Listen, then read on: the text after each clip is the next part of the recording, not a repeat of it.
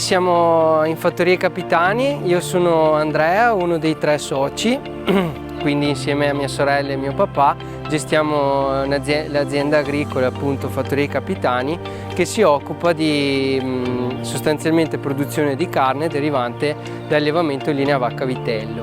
E la consistenza oggi degli animali è di circa 220 capi allevati a ciclo chiuso, quindi più o meno 80 fattrici, e la rimanenza è suddivisa tra ristallo, fase di accrescimento e fase di ingrasso. E abbiamo anche uno spazio vendita aziendale dove più del 90% della produzione viene venduta al dettaglio, serviamo dei ristoranti e abbiamo un agriturismo in Maiga durante l'estate, in Maiga Pau sull'altopiano di Asiago. Ci troviamo in particolare in uno dei pascoli gestiti da noi, il pascolo più vicino alla stalla, quello che è stato adibito alla cosiddetta fase di accrescimento. Quindi in questo appezzamento di circa 3,5 ettari sono stati divisi in 8 appezzamenti diversi in modo tale da dare una turnazione di circa 4-5 giorni per appezzamento per appunto sfruttare e utilizzare al meglio il pascolo. Nel caso specifico abbiamo appunto circa 16 animali al pascolo, come vedete di razze miste, quindi quelle bianche sono le piemontesi, che sono in numero maggiore presenti in allevamento, mentre le altre rosse e nere sono Angus. L'obiettivo è quello appunto di riuscire a fare la cosiddetta fase di accrescimento, quindi fino a circa i 12-14 mesi d'età per quanto riguarda le piemontesi.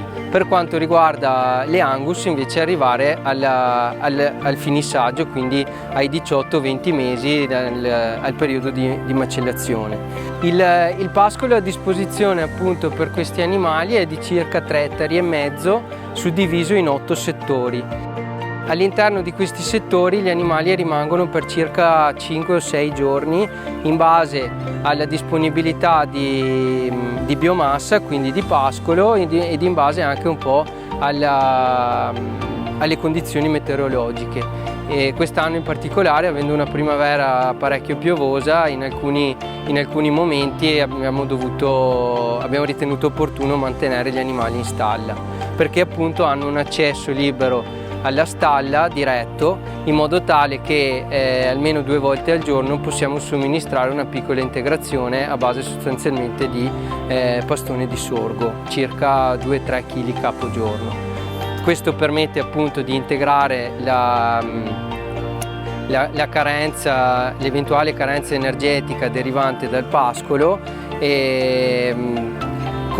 sapendo che però la frazione proteica dovrebbero riuscire ad acquisirla completamente con il pascolamento. E adesso gli animali sono al terzo turno del secondo lotto, della seconda sezione, e hanno appunto cominciato già la terza fase.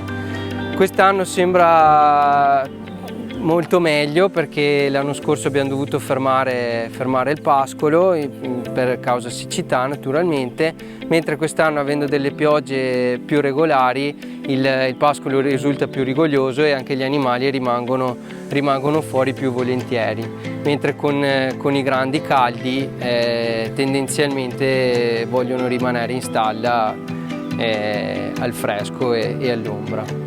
Questa tecnica, conosciuta come pascolo razionale, è stata introdotta nella nostra azienda da un paio d'anni, grazie appunto dopo aver conosciuto Francesca Pisseri e grazie a un progetto di Veneto Agricoltura che si chiama Pascolamento Sostenibile.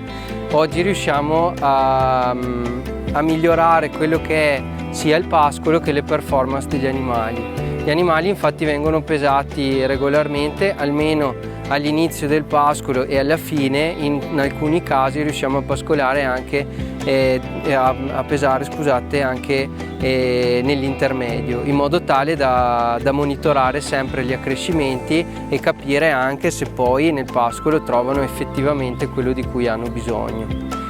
Nei periodi caldi gli animali, quindi durante il giorno gli animali tendono appunto a rimanere in stalla, mentre prediligono il pascolamento notturno, essendo sicuramente più fresco e soprattutto essendo che c'è l'assenza degli insetti che danno loro fastidio.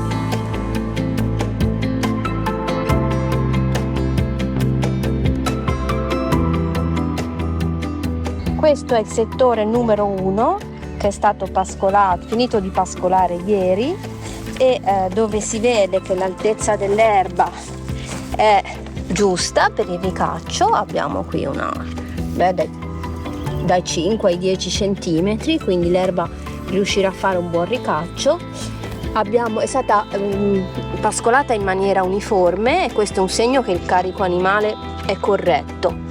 E poi qui abbiamo le impronte dei piedi degli animali che con il terreno bagnato comunque fanno una minima lavorazione, interrando anche parte dei residui vegetali, e quindi è una cosa positiva.